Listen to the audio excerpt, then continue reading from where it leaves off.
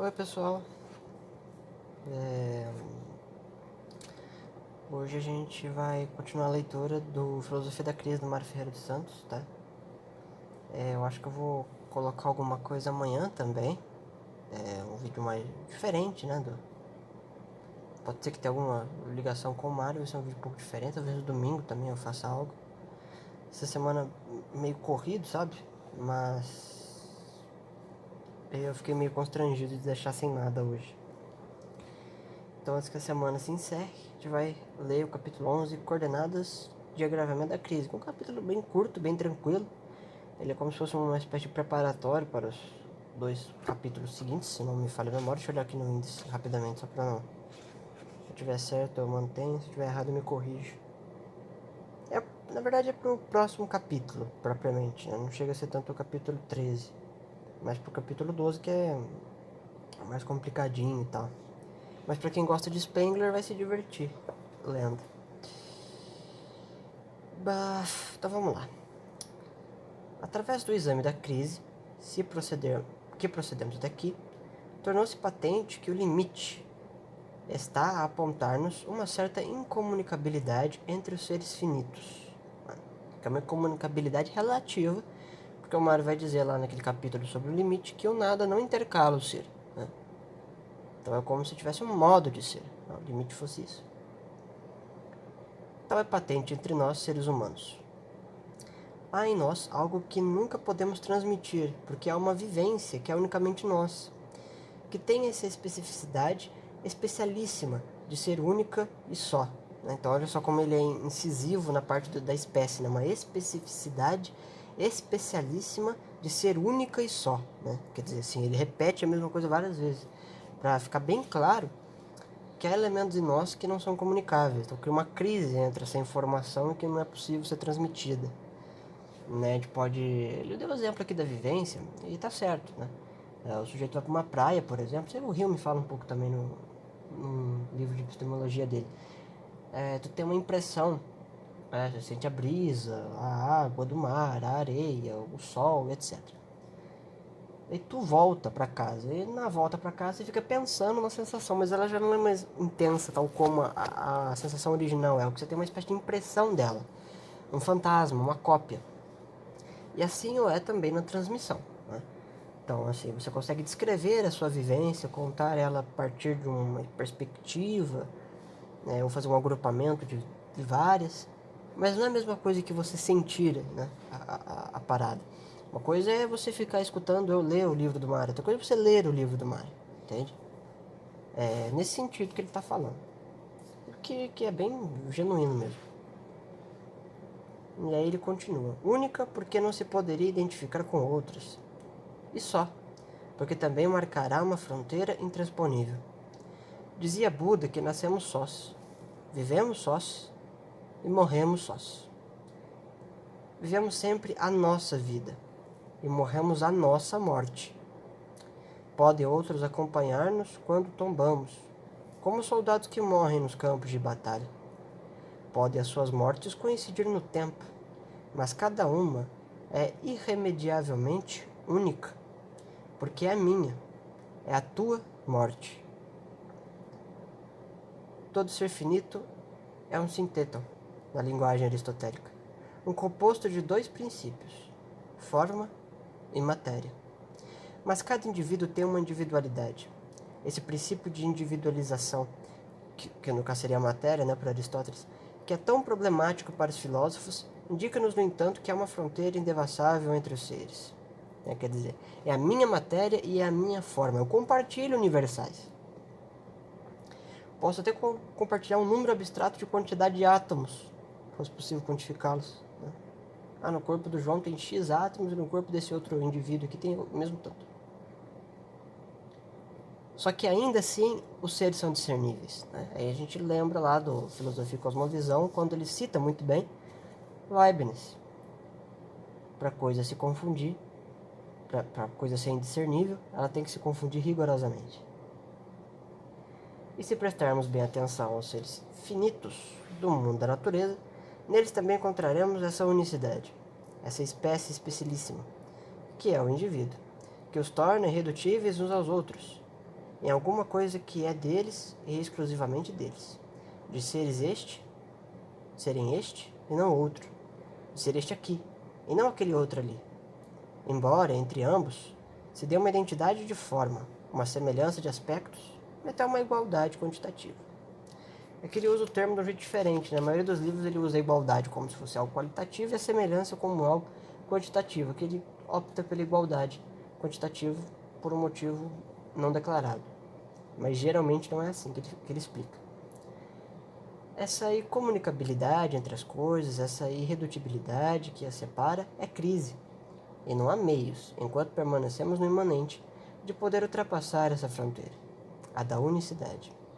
Embora em muitos outros aspectos formais, através das analogias entre os seres, encontramos pontos de identificação. Há sempre um diferente absoluto que se coloca entre os seres finitos, que não só lhe dá um valor, mas também lhe marca a mais alta dignidade ôntica, pois é um valor que vale, dispensando as apreciações valorativas. No plano físico, o diástema... esse valor que vale aqui, ele está falando do axios, né, do valor objetivo, enquanto a apreciação valorativa subjetiva é o timos, né, que é uma estimativa, daí esse timos, né, estimativa. E qual que seria essa atribuição ôntica? É essa própria diferença específica, que permite que aquele indivíduo seja diferente do universo inteiro, né, compartilhando semelhanças pontuais, aqui, ali, acolá, mas ainda sendo um, sendo somente ele, né, e nada mais. Então, quer dizer, é como se fosse o suprassumo da diferença, isso aí, sabe? Tem o suprassumo da identidade e o suprassumo da diferença, né? A inefabilidade do sujeito. No plano físico, o diástema, né, que é a distância, né, fisiológica, marca extensivamente o agravamento da diácrise, que é aquela crise que você separa pra caramba. Quando é aumentado o afastamento, né, quando você faz esse aumento de afastamento. Né? Geralmente são seres humanos que fazem isso. Tem mais tendência, mas a gente poderia um dia ficar pensando se os animais ou os seres da natureza conseguem um fator semelhante, ou se não for o mesmo valor, que seja parecido, análogo, né? Ou o agravamento da síncrese, né, que também é aquele outro movimento que a gente já comentou, quando este é diminuído. O processo tensional, que já estudamos, favorece também a captação desses agravamentos, pois nele os seres realizam, sob a ação da predisponência, o ciclo das possibilidades atualizadas da emergência. E cada possibilidade atualizada coloca possibilidades próximas, isto é, se a sincretiza, por sua vez aumenta a diácrise para possibilidades, que passam para o epimeteico dos seres, ou seja, o passado não atualizado. As possibilidades que se desvanecem longínquamente, nunca mais. Ou seja, tem duas possibilidades, ou de fazer uma síncrese ou de fazer uma diácrise. Aí tu faz a síncrese, né? A diácrise vai para o epimeteico, vai para o éon, né? Vai porque não pode mais acontecer. Porque não dá mais, você sincretizou o bagulho, agora não dá para diacritizar. Entendeu? Não ao mesmo tempo, né? Pode ainda ter uma diácrise em potência, vai. Depois você pode, você uniu pra caramba, agora você vai afastar pra caramba. Tudo bem, beleza. Mas em potência, não está atualizado. Não dá para atualizar as duas ao mesmo tempo, sobre o mesmo aspecto. É uma impossibilidade, a gente não consegue fazer isso. Tá? Seria como comer e não comer a pizza, sabe? Eu estou comendo e não comendo a pizza ao mesmo tempo. Não. Você vai comer a pizza ou você não vai, caramba. Escolhe aí. É isso que ele quer dizer, em suma, sabe? Mas esses conceitos aqui de emergência e predisponência. A gente já fez vários vídeos sobre esses conceitos, né? Basta relembrar, mas para quem tem a memória ruim que nem eu, o uso aqui, a aplicação dele que ele está fazendo, é que a gente pode usar a predisponência, o nosso meio, para mexer nos objetos, ou utilizar os próprios conteúdos interiores, mentais nossos, para mexer nos objetos. Né? De todo modo, emergência e predisponência atuam contemporaneamente. Né? Então você vai usar a mente para usar o meio, você vai usar mais a mente, menos o meio, mas você sempre usa os dois. Né? A vontade move o intelecto, essas coisas clássicas que a gente está acostumado a estudar. Continuemos. Desta forma, cada momento de síncrese é um gravamento de uma diácrise. E bastaria para se tornar bem patente esta tese que ponderássemos cada um de nós apenas sobre a nossa vida. Quando surgimos ao mundo, mais amplo é o nosso prometeico. As possibilidades futuras são inúmeras. Mas as condições e os fatores predisponentes vão favorecer a atualização desta ou daquelas possibilidades, e não de outras. A criança nasce, ela pode ter tudo quanto é tipo de profissão, mas ela escolhe uma só das vastas, sabe? Ou nenhuma. Essa atualização torna cada vez mais distante as possibilidades, que até então pertenciam ao nosso prometeico, e passam, irremediavelmente, para o epimeteico, agravando-se a crise pela diácrise crescente. As possibilidades não atualizadas recuam no tempo, e muitas vezes a lembrança de uma possível atualização nos é suficiente para encher de amargura. E é bem verdade, pois toda a nossa vida está povoada de fantasmas das possibilidades não atualizadas, do possível não vivido, do poderia ter sido assim, do eu poderia ter feito isso, e das interrogações muitas vezes dolorosas do por que eu não fiz isso, por que não segui esse caminho, problemas existenciais. Né? Esse epimeteico é muito de nossa vida, cuja história não é composta apenas do que vivemos, do que experimentamos, mas também de tudo quanto um dia nos pareceu ter estado às mãos, e que se nos escapou no tempo fugídio, que cada vez se distancia mais de nós. Somos também a recordação do que não fomos. E muitas vezes, quando a nossa imaginação acompanha aquelas possibilidades e lhe empresta o arrependimento, ou arremedo, de uma realidade atual, sentimos satisfações, como sentimos medo e até terrores. E não conta toda a psicologia moderna esses inúmeros fantasmas, aos quais muitas vezes damos uma realidade tão grande que até nos convencemos que formam um lastro de nossas atualidades históricas. Né? Quando na psicologia moderna, né? Quando tu faz um deus de carne, vira Deus, vira ídolo, né? E aí vira um demônio. Você pega um arquétipo e transforma ele num ente real, né? Enquanto que ele é apenas ficcional. E aí tu se deprime porque tu tá sofrendo por um conceito, né? E não por uma pessoa de verdade. Né? Um exemplo, pode ser outros exemplos também. Fica à vontade para pensar aí. No instante preciso em que uma possibilidade se atualiza, uma e muitas possibilidades afastam-se de nós. Por isso que ele fala, né, que preferir é preterir e preterir é preferir. Neste instante que escrevo, quantas possibilidades que a ele caberiam não serão mais atualizadas e passarão para o epimeteico de minha vida. E se hoje sou isto ou aquilo, deixei para sempre o que poderia ser. E pode alguém negar a nostalgia que nos causa aquelas possibilidades não atualizadas? O romance que não vivemos, a história que não foi nossa, os dias de arrebatamentos juvenis que não nos pertenceram? E por acaso que hoje temos abrandar a amargura das satisfações não sentidas, da vida não vivida? Pois é assim o nosso mundo de crise.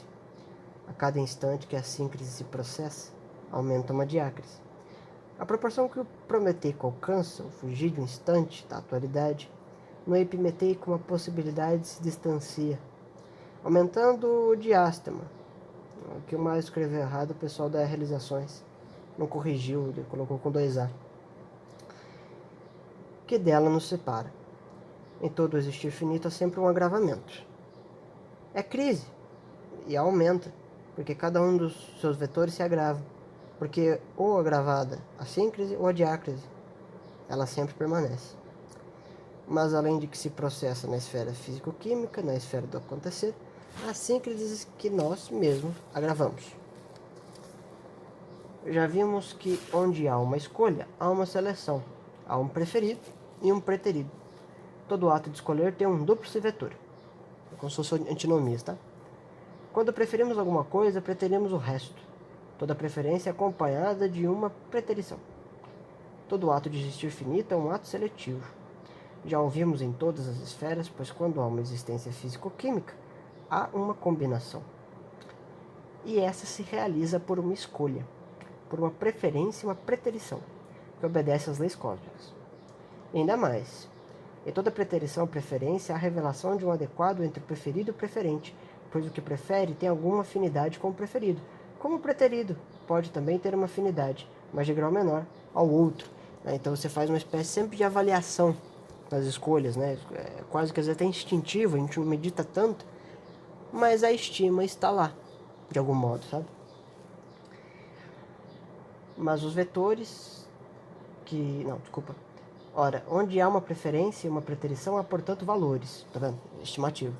E tais valores, nesse caso, eles implicam um valorador e um valorado. E, para que tal se dê, é preciso haver adequação entre um e outro, uma relação entre eles. Mas os valores que estão em todas as coisas, pois todos serão valor, apresentam sobre vetores diferentes. Estou falando agora do Axios. Todos serão valor. é verdade ontológica. Mas os seres finitos não têm valores infinitos, porque o seu valor vale também ante o outro, e é por esse outro delimitado. Nenhum ser finito como tal atualiza tudo quanto pode ser na sua espécie, ou seja, não tem valores infinitos num ser finito. Você tá entendendo? Não ser finito como tal atualiza tudo quanto pode ser na sua espécie. É muito menos ainda todas as perfeições, para usar uma linguagem clássica da filosofia que lhes cabe como seres finitos. Portanto, seu valor é sempre finito. Não confunda... porque assim, os valores finitos, eles têm um fim, tá certo? Mas não é porque eles têm um fim conceitual, sei lá, não. É porque eles têm uma relação, então eles têm delimitação, sabe? Fala assim, a virtude, ela é finita, quer dizer, vai chegar uma época que vai acabar a virtude, não, mas que é um valor na praxis, você tá entendendo? O sujeito precisa exercer a virtude, né? Tem a virtude pura dele, mas tem exercício? Não. Isso aparece no Novo Testamento também, aquela disputa que o pessoal faz, geralmente de modo equivocado, mas em relação à fé e às obras, sabe? Com as obras, o modal da fé, a fé sem obras é uma fé nominal, a obra sem fé é uma obra vaga e por aí vai, sabe? É nesse sentido que ele está explicando. E nas relações que os seres mantêm entre si, nessas preferências, nessas preterições, executam uma avaliação dos valores. E muitas vezes eles recebem um acréscimo, que os aumenta, são valorizados. O ato de valorar psicológico é sempre acompanhado de um ato de valorização ou de desvalorização, porque somos impotentes para captar o valor ontológico de cada ser, a não ser por um aspecto frenético, né? Pois este nos escapa, mas apenas o valor que surge na relação que conosco ele realiza. Então a gente vai buscando rastros indutivos para chegar na coisa, entende? Nesse sentido, não está negando a existência dos áxios, tá? Nem dizendo que eles são incognoscíveis, porque já seria contraditório.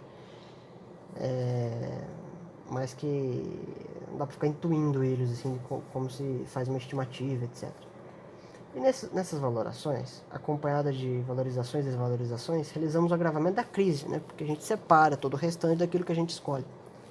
Tudo quanto nos é apetecível, desejamos ter. Isso é verdade. A apetibilidade intrínseca das coisas conhece um grau de intensificação pela nossa apetência. E nesse ato há já uma valorização, como no inverso uma desvalorização. Na maneira como manejamos a nossa capacidade valorada, isto é, de apreciar valores, realizamos síncreses ou diácreses. E não seria difícil examinar o espetáculo de nossa existência, verificar em todos os setores das nossas experiências que a nossa valoração atua como uma coordenada de agravamento da crise. Como os seres finitos não estão total e absolutamente sós, pois mantêm relações das mais variadas espécies, sofrem consequentemente a ação dos fatores predisponentes que atuam sobre a emergência, facilitando-lhes a eclosão de possibilidades latentes, modalidades, etc. Mas cada ser finito tem uma forma, pelo qual ele é o que é e não outra coisa.